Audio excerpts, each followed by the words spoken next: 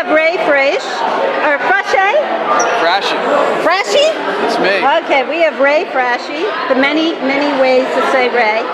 And he's going to tell us a little bit about his drums.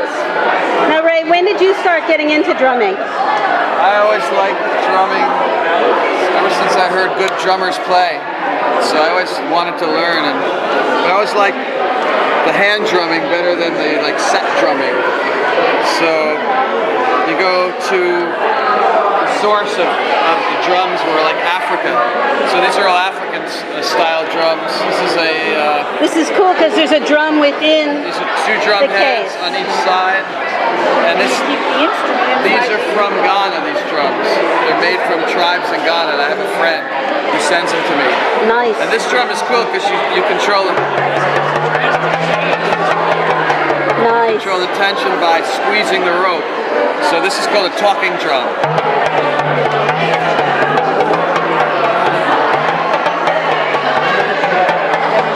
Now the chief tribe people in Africa will use this to relate the stories and like what we would call scriptural readings or whatever. They would play in their language. They would play the rhythms and inflections on these drums to relate. That's beautiful. So it's kind of relating a story. Yeah. So, and they like to use these shells on a lot of their artwork. Are they decorative or do they function? They don't function in the sound, but they have spiritual meaning to them. Beautiful, beautiful. And I think this is antelope hide and goat skin. Wow. And carved some kind of wood that grows. So it's very earth-based. Oh yeah, definitely. Beautiful. So this is a tricky one to play. How about some of your other instruments? What do we got? It's a shekere. I love that, the sound of that. It's a gourd. It's just a gourd with lacing and wood chips. So you can play it in a lot of different ways. You can hold it and hit it. Beautiful. You could shake it. There's nothing inside, just on the outside. So, is that also from your friend?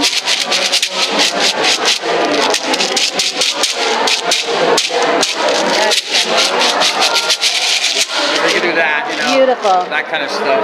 We heard that today in service. They make these huge, tiny, all different shapes and sizes. They throw them up in the air and catch them and play very complicated rhythmic patterns with them that I cannot do because I'm not a master shekere.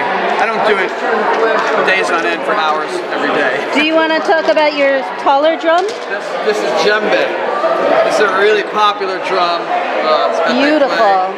This also comes from Ghana, made by the tribe, the Ashanti tribe people of Ghana. So this shirt also came from Ghana. That's why I wore the shirt. Do you have, and just I have a question. You may, if you're going to sit, that'd be great. I gotta play. Do you have a question? Do you have a connection to your faith when you're drumming? Do I have a what? A connection to your faith when you're drumming? Connection to my faith. Or do you feel a spiritual movement? Yes, that's the one. I don't. It's all improvised, and I study patterns. But when I'm playing in church, it's just how it hits me. I listen to what's happening and try to work it into it. But there's traditional kind of rhythms. Like there's three sounds basically you get from this: is a bass sound, a tone, and a slap.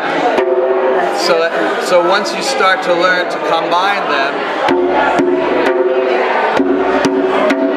you can start to play patterns.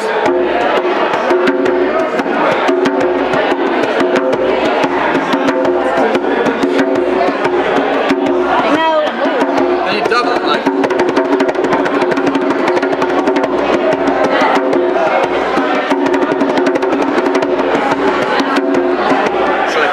You do a lot of drumming. You do drum circles, and you also drum with other band members. Is there a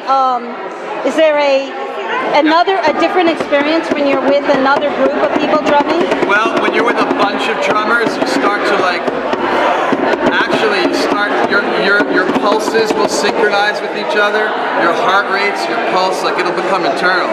You'll all start to synchronize together, and you'll get this feeling when it all kind of locks together.